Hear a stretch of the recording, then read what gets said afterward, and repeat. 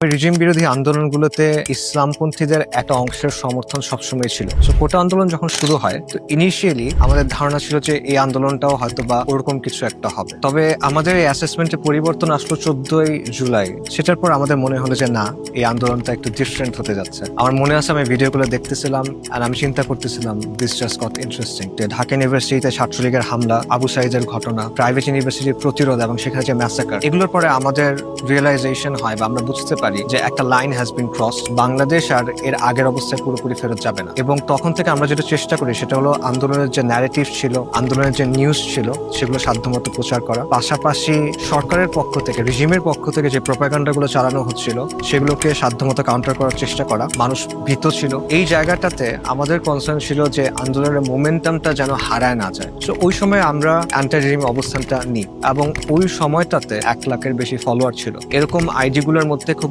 অল্প কয়েকজনই প্রকাশ্যে anti regime position নিয়েছিল এবং আলহামদুলিল্লাহ আমরা সেটার মধ্যে ছিলাম। আমরা কখনো ভাবি নাই যে এটা একটা ইসলামিক গণঅভ্যুত্থান হতে যাচ্ছে। আসলে আমি রিজিম বিরোধী আন্দোলনগুলোতে ইসলামপন্থীদের একটা অংশের সমর্থন সবসময় ছিল।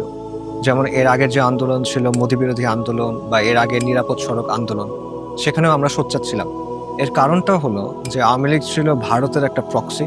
পাশাপাশি বাংলাদেশে যে ইসলাম বিদ্বেষ আগে থেকে ছিল, কাঠামোগত ইসলাম বিদ্বেষ, আওয়ামী লীগ রেজিমের সময় বাঙালি জাতীয়তাবাদের যে হেজেমনিক ন্যারেটিভ, সেটা ব্যবহার করে এটাকে একটা তীব্র পর্যায়ে নিয়ে যাওয়া হয়।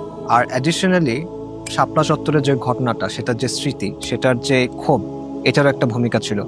এই কারণে আমি রিজিম বিরোধী যে কোনো আন্দোলনেই আসলে অটোমেটিক্যালি ইসলামপন্থীদের একটা সমর্থন ছিল।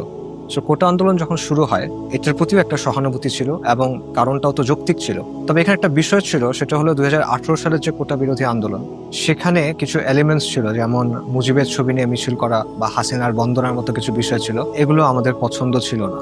তো ইনিশিয়ালি আমাদের ধারণা ছিল যে এই আন্দোলনটাও হয়তো বা ওরকম কিছু একটা হবে। তবে আমাদের এই অ্যাসেসমেন্টে পরিবর্তন আসলো 14ই জুলাই, যখন শেখ হাসিনার রাজাকারের নাতিপুরি কমেন্টটা সামনে আসলো। তার মানে কি মুক্তিযোদ্ধার সন্তান নাতিপুতিরা কেউ মেধাবী না, যত রাজাকারের বাচ্চারা নাতিপুতি হলো মেধাবী, তাই না? এবং এটার প্রতিক্রিয়ায় ঢাকা ইউনিভার্সিটির ছাত্রছাত্রীরা যে স্লোগান দিল,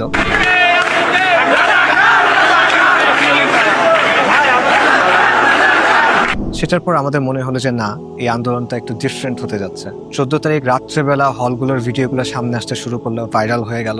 আমি তখন বাইরে ছিলাম, গাড়িতে করে ফিরতেছিলাম। আমার মনে আছে আমি ভিডিওগুলো দেখতেছিলাম আর আমি চিন্তা করতেছিলাম দিস জাস্ট গট ইন্টারেস্টিং। কারণ ওই সময়টাতে, ওই প্রেক্ষাপটে এই স্লোগানটা, এটা আসলে আওয়ামী রিজিমের প্রতি একটা চ্যালেঞ্জ ছিল। আওয়ামী রিজিমের যে বয়ান, তাদের যে আইডিওলজিক্যাল অ্যাপারেটাস, এই সব কিছুর প্রতি একটা চ্যালেঞ্জ ছিল। তো ওই সময় থেকে আমরা আসলে এই আন্দোলনকে সমর্থন করা শুরু করি এবং তখন থেকে আমরা যেটা চেষ্টা করি সেটা হলো আন্দোলনের যে ন্যারেটিভ ছিল, আন্দোলনের যে নিউজ ছিল, সেগুলো সাধ্যমতো প্রচার করা। পাশাপাশি সরকারের পক্ষ থেকে, রিজিমের পক্ষ থেকে যে প্রোপাগান্ডাগুলো চালানো হচ্ছিল সেগুলোকে সাধ্যমতো কাউন্টার করার চেষ্টা করা। অ্যান্ড মানুষের মধ্যে যে ক্ষোভটা ছিল বা মানুষের মধ্যে অবিচারের যে অনুভূতি ছিল, সেটাকে আরো অ্যাম্প্লিফাই করার চেষ্টা করা। এরপরের যে ঘটনাগুলো ঘটে, ঢাকা ইউনিভার্সিটিতে ছাত্রলীগের হামলা, ছাত্রছাত্রীদের উপর, আবু সাইদের ঘটনা, প্রাইভেট ইউনিভার্সিটির প্রতিরোধ এবং সেখানে যে ম্যাসাকার, এগুলোর পরে আমাদের রিয়েলাইজেশন হয় বা আমরা বুঝতে পারি যে একটা লাইন হ্যাজ বিন ক্রসড। এই আন্দোলনের যাই হোক, এটা এখন সফল হোক বা ব্যর্থ হোক, এখনই শেষ হোক বা আরো লম্বা সময় চলুক, যাই হোক না কেন, বাংলাদেশ আর এর আগের অবস্থায় পুরোপুরি ফেরত যাবে না। The Rubicon has been crossed. এই পর্যায়ে আমাদের অ্যাসেসমেন্ট ছিল যে আন্দোলনটা 3টা পথে যেতে পারে, মানে 3টা সিনারিও হইতে পারে। একটা সিনারিও হলো যে আন্দোলন এখন থেমে যাবে, বাট কয়েক বছর পর আরো বড় কোনো রিজিম বিরোধী আন্দোলনে, ভারতীয় বিরোধী আন্দোলনের ক্ষেত্রে এটা একটা ভিত্তি হিসেবে কাজ করবে। যেরকম অনেকটা 52 ভাষা আন্দোলন পরবর্তীতে 69 এবং 71 একটা ভিত্তি হিসেবে কাজ করছে। এটা হলো সিনারিও 1। সিনারিও 2 হলো যে আন্দোলন আপাতত বন্ধ হবে, বা 6 মাস থেকে 1 বছরের মধ্যে এই আন্দোলনটা আবার নতুন কোনো ইস্যু নিয়ে অথবা এই চেহারা নিয়ে আবার ফিরে আসবে আরো বড় হয়ে। আর থার্ড সিনারিওটা হলো যে আন্দোলন চলমান থাকবে এবং এটা একটা গণ অভ্যুত্থানের সিনারিওর দিকে যাবে, যেটা 90-এর সময় হয়েছিল, অনেকটা 90-এর গণ অভ্যুত্থানের মতো। এবং এই মূল্যায়নের আলোকেই আমরা এরপরে আমাদের যত লেখালেখি, আন্দোলনে অংশগ্রহণ এবং অন্যান্য কাজকর্ম আছে, সেটাকে তখন সাজানোর চেষ্টা করি। এই পর্যায়ে আমাদের বড় একটা কনসার্ন ছিল যে ট্র্যাডিশনাল ওলামায়ে কেরাম যারা আছেন এবং মাদ্রাসার যে জনগোষ্ঠীটা, তারা যেন আন্দোলনের পক্ষে এবং রিজিমের যে জুলুম, সেটার বিপক্ষে একটা প্রকাশ্য অবস্থান নেন। আমাদের একটা আশঙ্কা ছিল যে ওলামায়ে কেরাম যদি কোনো কারণে বাধ্য হন গভর্নমেন্টের পক্ষে একটা অবস্থান নিতে, হয়তো তাদের প্রেশারাইজ করা হলো, ভয় দেখানো হলো, বাধ্য করা হলো বেসিক্যালি, তারা যদি এখানে একটা পজিশন নেন তাহলে এটা লং টার্মে খুব নেগেটিভ হবে। এটা ৭১-এর মতো অনেকটা একটা ডায়নামিক তৈরি করবে, কারণ হাসিনার পতন তো একদিন না একদিন হবেই, বাট ইতিহাসে এই বিষয়টা থেকে যাবে যে কারা হাসিনার পক্ষ নিয়েছিল, এবং তখন এটার কারণে পুরো ইসলামপন্থীদেরকে সাফার করতে হবে। সো এই জন্য আমরা তখন খুব চেষ্টা করতেছিলাম সোশ্যাল মিডিয়াতে লেখালেখির মাধ্যমে যে ওলামায়ে কেরাম যেন একটা অবস্থান নেন। এটা হলো ব্ল্যাক আউটের আগের কথা, কারফিউর আগের কথা। ওই সময়ে শুধুমাত্র চট্টগ্রামের শেখ হারুন রিজার্ভ ছাড়া সম্ভবত আর কেউ মাদ্রাসার অঙ্গন থেকে ওইভাবে আন্দোলনের পক্ষে এবং রেজিমের বিরুদ্ধে তখনও অবস্থান নেন নাই। তো আমরা লেখালেখির মাধ্যমে অনেক চেষ্টা করলাম, এবং পার্সোনালিও অনেকের কাছে রিচ আউট করলাম সাধ্যমতো যে আপনারা কিছু একটা কর্মসূচি দেন, সরকারের অন্তত সমালোচনা না করলেও অ্যাটলিস্ট দোয়া মাহফিল করা হোক, যারা প্রাণ হারাইছে, আহত হয়েছে তাদের জন্য, এটাও একটা মেসেজ যাবে। তো ওই পর্যায়ে এটার জন্য আমাদের অনেক সমালোচনার শিকারও হইতে হয়। ইসলামপন্থীদের একটা অংশই তখন আমাদের সমালোচনা করে, যেমন একটা সমালোচনা করা হয় যে আলেমরা কি করবেন সেটা তারাই ভালো বুঝবেন, আপনার এটা নিয়ে কথা বলার দরকার কি।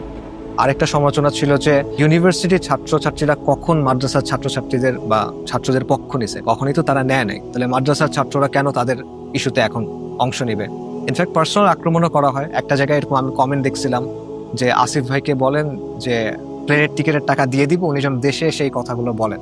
সো উনি ভাবতেছিলেন যে আমি তখন দেশে ছিলাম না, বাট আমি অ্যাকচুয়ালি জুলাইয়ের কয়েক মাস আগে থেকেই দেশে ছিলাম। ইনফ্যাক্ট যেদিন ইন্টারনেট ব্ল্যাকআউট হলো ওদিন আমি মিরপুর 10-এর আন্দোলনে ছিলাম, এবং শুধু আমি না, আমাদের অনেক ভাই আন্দোলনে খুব সক্রিয়ভাবে অংশগ্রহণ করছেন। স্পেশালি রামপুরা, বনশ্রী, আফতাবনগরের যে বেলটা, east West university, BRAC university, Uttara, এই জায়গাতে আমাদের অনেক ভাই খুব সক্রিয়ভাবে আন্দোলনে অংশগ্রহণ করছে। ব্ল্যাকআউটের পর যখন ব্রডব্যান্ড ইন্টারনেট ফেরত আসলো, তখন শুরুর দিকে সিচুয়েশনটা আসলে একটু অস্পষ্ট ছিল, একটু কনফিউশন ছিল মানুষের মধ্যে। কারণ আন্দোলনের নেতা যারা ছিল তাদেরকে তুলে নিয়ে যাওয়া হচ্ছে, আবার চোখ বেঁধে বিভিন্ন জায়গায় রেখে যাওয়া হচ্ছে, তারপর তাদের কাউকে কাউকে চাপ দিয়ে সমঝোতা করার একটা চেষ্টা হচ্ছে, এবং মানুষের মধ্যেও তখন এই কনফিউশনটা কাজ করতেছিল। মানুষ ভীত ছিল, কথা বলতে চাচ্ছিল না এই ব্যাপারগুলো নিয়ে, মোরাল একটু ডাউন ছিল। তো এই জায়গাটাতে আমাদের কনসার্ন ছিল যে আন্দোলনের মোমেন্টামটা যেন হারায় না যায়। স্ট্যাটাস কো যদি ফিরে আসে তাহলে আন্দোলনকে আবার দাঁড় করানো বেশ ডিফিকাল্ট হবে।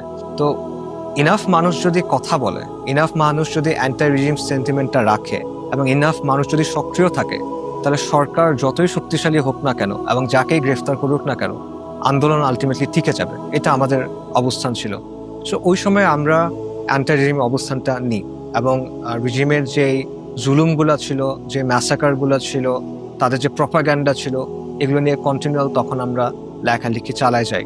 এবং ওই সময়টাতে সাইজেবল সোশ্যাল মিডিয়া ফলোয়িং ছিল। ফর এক্সাম্পল 1 লাখের বেশি ফলোয়ার ছিল। এরকম আইডিগুলোর মধ্যে খুব অল্প কয়েকজনই আসলে একদম ফর্মালি বা প্রকাশ্যে অ্যান্টি রিজিম পজিশন নিয়েছিল, এবং আলহামদুলিল্লাহ আমরা সেটার মধ্যে ছিলাম। পাশাপাশি এই সময়টাতে পুসাব খুব ভালো একটা রোল রাখছিল, প্রাইভেট ইউনিভার্সিটি স্টুডেন্টস অ্যাসোসিয়েশন। তারা সম্ভবত 19-20 তারিখের দিকেই গণ অভ্যুত্থানের কথা বলতেছিল। পাশাপাশি কিছু মিম পেজ ছিল যারা খুব ভালো রোল প্লে করছিল। তারা স্যাটায়ারের মাধ্যমে গভর্নমেন্টের যে পজিশন, তারপর যে প্রপাগান্ডা ছিল, ইভেন সেই সময়কার আর্মির যে রোল, এগুলো নিয়েও তারা বেশ তখন রিডিকিউল করতেছিল। সো সেটাও একটা ভালো ভূমিকা রাখছিল। ব্ল্যাকআউটের 3-4 দিন পর থেকে 26-27-এর দিক থেকে আবারও আন্দোলনের পেসটা পিক আপ করা শুরু করলো, নতুন নতুন কর্মসূচি আসতে শুরু করলো। তখন একটা ইস্যু সামনে আসলো যে ইসলামপন্থীরা কি এই আন্দোলনে অংশগ্রহণ করবে কিনা, অনেকে এই প্রশ্নটা তখন করতেছিল। তা আমরা তখন খুব স্ট্রং একটা স্ট্যান্স নেই যে হ্যাঁ, ইসলামপন্থীদের অবশ্যই এখানে পার্টিসিপেট করা উচিত, এবং এটা নিয়ে যে কনফিউশনগুলো ছিল আমরা সাধ্যমতো চেষ্টা করি সেগুলোকে রিজলভ করার। এই আন্দোলন নিয়ে আমাদের আসলে কখনো কোনো ইলিউশন ছিল না। আমরা কখনো ভাবি নাই যে এটা একটা ইসলামী গণঅভ্যুত্থান হতে যাচ্ছে। আমরা কখনো মনে করি নাই যে আন্দোলন যদি সরকার পতনে সফলও হয়, তাও এর ফলে আন্ডারলাইং যে সিস্টেমটা সেটা ইরাডিকেটেড হবে বা সেটা চলে যাবে, এই জাহেলি যে ব্যবস্থা সেটা চলে যাবে, এই তাগুতি যে নিজাম সেটা চলে যাবে। আমরা এটাও মনে করি নাই যে আন্দোলন সফল হলে এই বাংলার মানুষ পরিপূর্ণভাবে আজাদ হবে, অর্থাৎ পোস্ট কলোনিয়াল স্টেটের যে জুলুম শোষণ আমাদের উপর ক্রমাগত চলতেছে এটা চলে যাবে। এটা আমাদের অ্যাসেসমেন্ট ছিল না। তাও আমরা আন্দোলনের পক্ষে অবস্থান নিয়েছিলাম, কারণ এই আন্দোলন ছিল আওয়ামী জাহিলিয়াতের বিরুদ্ধে একটা আন্দোলন, এই আন্দোলন ছিল ভারতীয় আধিপত্যবাদের বিরুদ্ধে একটা আন্দোলন, এবং আমাদের অবস্থান ছিল যে আলটিমেটলি দিন, কম এবং জমিনের জন্য এই আন্দোলনটা সফল হওয়া জরুরি। এবং ইসলামপন্থীরা যদি আন্দোলনে অংশ না নেয় বা ইসলামপন্থীরা যদি আন্দোলনের বিরুদ্ধে চলে যায়, তাহলে আন্দোলনটা সফল হওয়া কঠিন। পাশাপাশি আমরা যদি সামগ্রিক ইসলামিক প্রকল্পের জায়গা থেকেও চিন্তা করি, সেই ক্ষেত্রেও আওয়ামী জাহিলিয়াতের পতন হওয়াটা জরুরি ছিল। ইসলামী যে প্রকল্প, সেটা তো 1-2 দিনের প্রকল্প না বা 1-2 বছরের প্রকল্প না। এটা একটা দীর্ঘমেয়াদী প্রক্রিয়া, যেই প্রক্রিয়ার মধ্যে বিভিন্ন স্টেজেস আছে যেগুলো আমাদেরকে অতিক্রম করতে হবে। সো আওয়ামী লীগের পতন, আওয়ামী জাহিলিয়াতের পতন, হাসিনার পতন এরকম একটা স্টেজ যেটা আমাদের ক্রস করা জরুরি ছিল।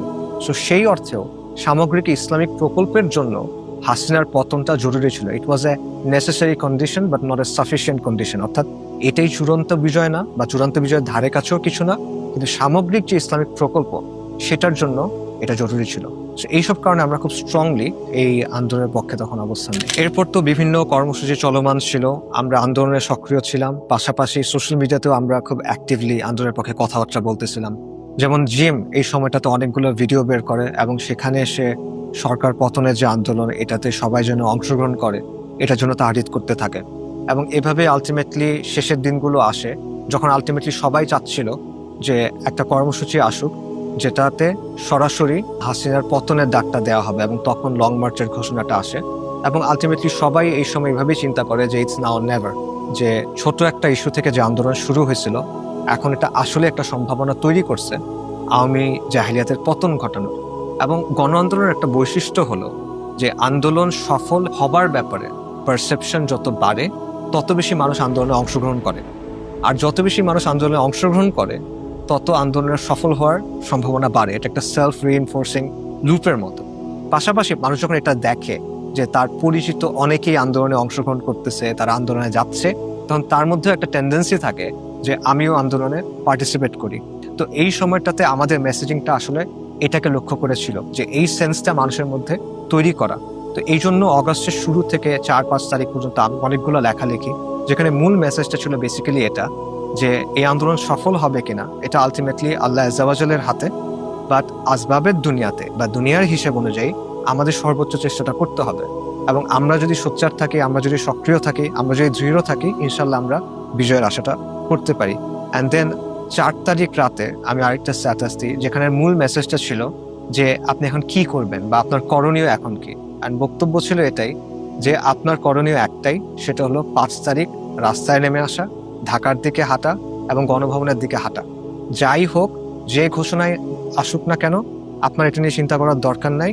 আপনি এই কাজটা করেন, পথে নামেন, ইনশাল্লাহ পথে ইতিহাসের সাথে দেখা হয়ে যাবে। আর এই লেখাটা তখন বেশ ভাইরাল হয়, এটা বিভিন্ন হোয়াটসঅ্যাপ গ্রুপে, টেলিগ্রাম গ্রুপে শেয়ার হয়, বিভিন্ন পেজ শেয়ার করে, পুসাবের পেজও প্রবলেম এটা শেয়ার করা হয়েছিল। অ্যান্ড এরপর 5ই আগস্ট আসে। এরপর এটা তো আমরা সবাই জানি, আলহামদুলিল্লাহ আল্লাহ আজ্জা ওয়া জাল শেখ হাসিনার পতন ঘটান। এবং শেখ হাসিনার পতনের পর প্রথম যে 2টা জায়গায় আমি পার্সোনালি যাই, একটা হলো শাহবাগ আর একটা হলো বিজয় সরণিতে মুজিবের যে মূর্তিটা আছে ওটা যে ভাঙা হচ্ছিল ওইখানে।